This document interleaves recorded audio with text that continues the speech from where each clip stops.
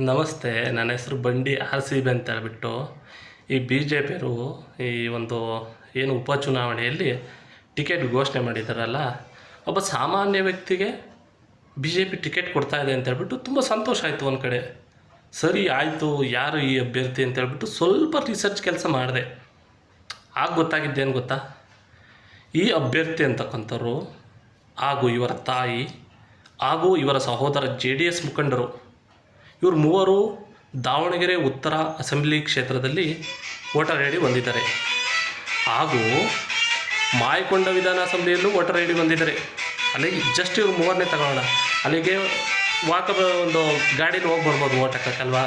ಈ ಒಂದು ಯಾವುದಿದು ಲೋಕಸಭಾ ಚುನಾವಣೆಯಲ್ಲಿ, ಅಕಸ್ಮಾತ್ ಲೋಕಸಭಾ ಚುನಾವಣೆಯಲ್ಲಿ ಒಂದು ಓಟಿಂದ ಅಭ್ಯರ್ಥಿ ಏನಾದರೂ ಗೆದ್ದಿದ್ದಾರೆ ಅಲ್ವರ, ಆ ಒಂದು ಇವ್ರ ಕಡೆ ಅಭ್ಯರ್ಥಿ ಅಲ್ಲಿಗೆ ಒಂದು ಓಟ್, ಇವರು 3 ಓಟ್ ಆಗೋದು, 3 ಎಕ್ಸ್ಟ್ರಾ ಓಟ್ ಆದವಲ್ಲ, ಇಲ್ಲಿ 3 ಅಲ್ಲಿ 3 ಓಟ್ ಹಾಕ್ಯಾರೆ. ಅಕಸ್ಮಾತ್ ಒಂದು ಓಟಿಂದ ಗೆದ್ದಿದ್ರೆ ಯಾವ ಥರ ಇದೆ ಪ್ರಜಾಪ್ರಭುತ್ವಕ್ಕೆ? ಇದು ಯಾವ ಥರ ಆತಂಕಕಾರಿಯಾಗಿದೆ ಅಲ್ಲಿ.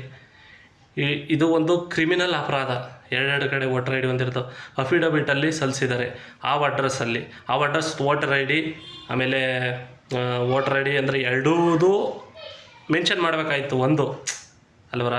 ಯಾವುದು ಅಸಲಿ ನಕಲಿ ಅದು ಆಮೇಲೆ ನನ್ನ ಹತ್ರ ಈ ಥರ 2 ವೋಟರ್ ಐ ಡಿ ಇದ್ದಾವೆ, ಇದು ಪಾರ್ಟ್ ನಂಬರು, ಇದು ಸೀರಿಯಲ್ ನಂಬರ್ ಅಂತೇಳಿ ಮಾಡಬೇಕಾಯ್ತು.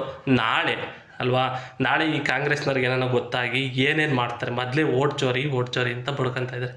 ಇದನ್ನು ನಾವು ನಾಳೆ ಕಾದು ನೋಡೋಣ, ಯಾರು ಏನು ಮಾಡ್ತಾರೆ.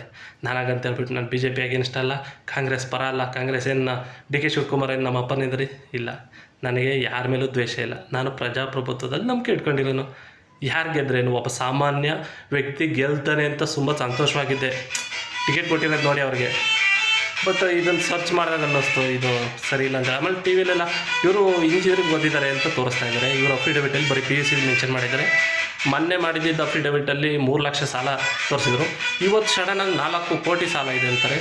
ಯಾವ್ದು ಸತ್ಯ ಯಾವ್ದು ಮಿಥ್ಯ ಕಾದು ನೋಡೋಣ.